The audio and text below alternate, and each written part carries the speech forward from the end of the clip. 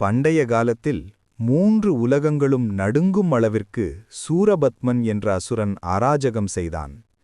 தேவர்களாலும் இந்திரனாலும் கூட அவனை எதிர்த்து நிற்க முடியவில்லை. அச்சமடைந்த தேவர்கள் கைலாயம் நோக்கிச் சென்று பரமேஸ்வரன் சிவனை வேண்டினர். பிரபோ, எங்களை காப்பாற்ற ஒரு அவதாரம் தேவை என்று அவர்கள் வேண்டினர். சிவபெருமான் ஆழ்ந்த தியானத்தில் அமர்ந்தார். அந்த தியானத்திலிருந்து சிவனின் 3ஆம் கண் திறந்தது. அதிலிருந்து வெளிப்பட்டது அபாரமான தெய்வீக தீ. பிரபஞ்சத்தையே நடுங்கச் செய்த தீ.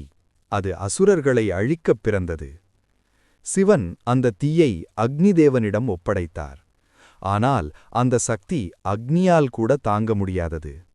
அக்னியின் உடல் எரிந்து வேதனையுடன் கங்கை தேவி நோக்கி ஓடியான்.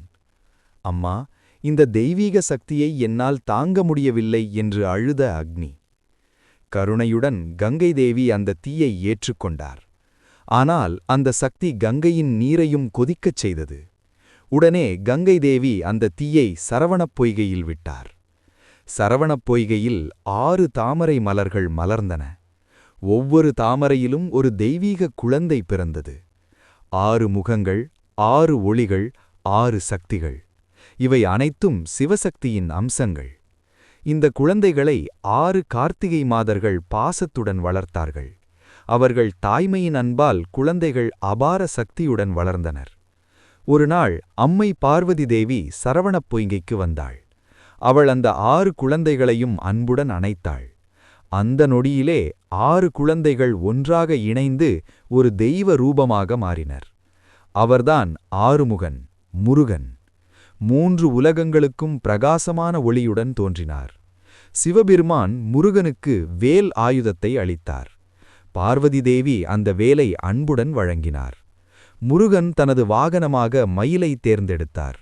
மயிலின் அழகு, வேலின் சக்தி எல்லாம் பரிசுத்த ஒளியால் பிரகாசித்தன. முருகன் திருச்செந்தூர் கடற்கரையில் சூரபத்மனை எதிர்த்து போர் செய்தார்.